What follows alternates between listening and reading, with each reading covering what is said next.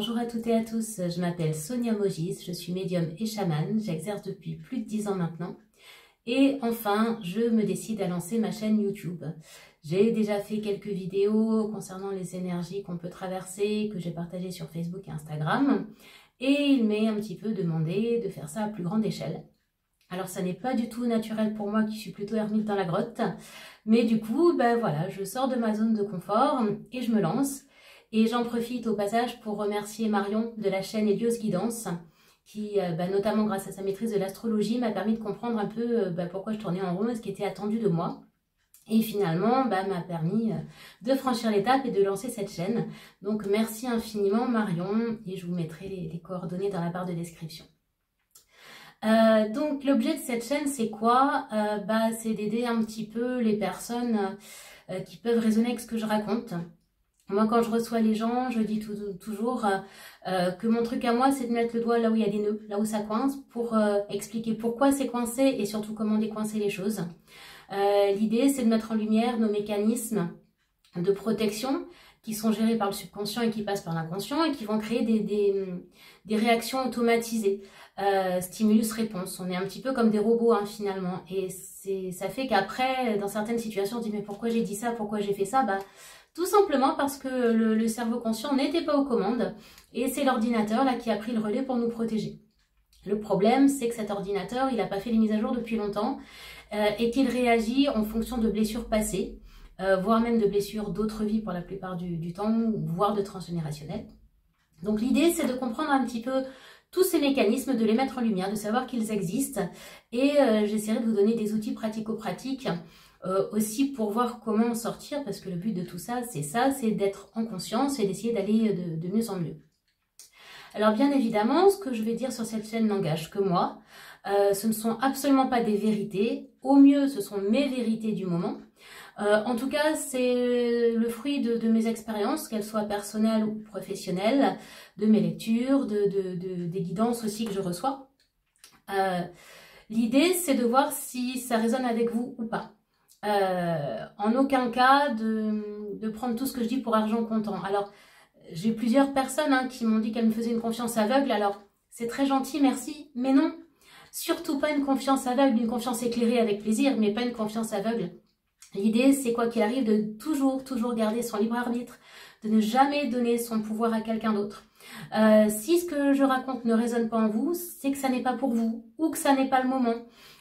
Ou tout simplement quelqu'un va le dire différemment ou que ce n'est pas le message dont vous avez besoin là. Donc c'est pas grave, au contraire, respectez-vous.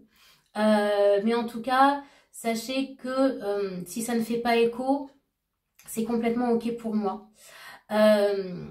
J'ai l'habitude de dire aussi que quand on fait le métier que je fais, on n'est que des outils, des accompagnants et que c'est vous qui faites le chemin.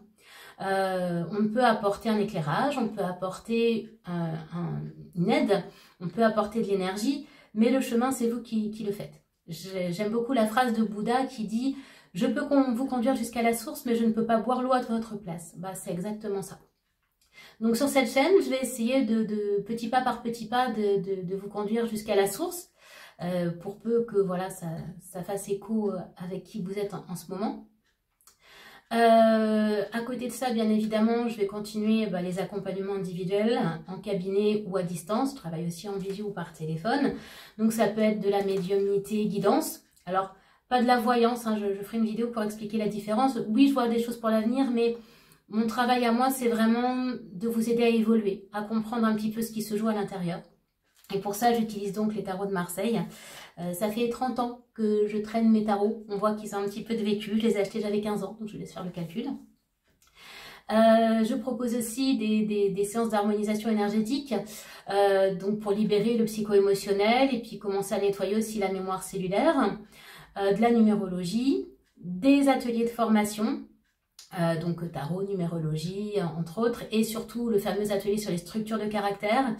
Comme je dis toujours, s'il y a un seul atelier à faire chez moi, c'est celui-là, puisque c'est lui qui va vous permettre de comprendre un petit peu les mécanismes inconscients qui se jouent et de voir un petit peu au-delà toutes les qualités qui sont derrière et comment on sort de ça. Et bien évidemment, il y a aussi le chamanisme. Donc une partie se fait en cabinet. Et là, d'ici quelques jours, je vais avoir mon premier week-end chamanique en Creuse, donc les 17 et 18 août, dans un lieu magnifique qui s'appelle l'Écosource Arboricole, donc en Creuse à Saint-Aignan-près-Cros. C'est vraiment un lieu magique, donc dans les bois, avec une rivière en contrebas. Et même sans les week-ends chamaniques, vous pouvez aller là-bas vous ressourcer, puisqu'il y a 3 cabanes dans les arbres que vous pouvez louer pour une nuit, pour un week-end, pour une semaine. Voilà, un lieu idyllique, donc j'ai énormément de chance de pouvoir aller faire ces week-ends chamaniques là-bas. Donc j'ai hâte. Le second sera le 14 et 15 septembre. Donc là, il reste un petit peu de place pour les personnes que ça peut intéresser, donc n'hésitez pas à me contacter. Voilà pour ce que je propose. Sinon, concernant vraiment cette chaîne, j'ai déjà pas mal d'idées de vidéos en tête, notamment bien évidemment vous présenter mon assistante, l'incomparable Pelote, qui est ma petite chienne. Donc pour les personnes qui la connaissent, ils savent que c'est un personnage à elle toute seule. Donc elle mérite bien une vidéo à part. Et puis si vous avez des envies, des idées de vidéos, des choses sur lesquelles vous souhaitez que j'amène un éclairage, n'hésitez pas à m'en faire part. Bien évidemment, je pourrais pas dire oui à tout.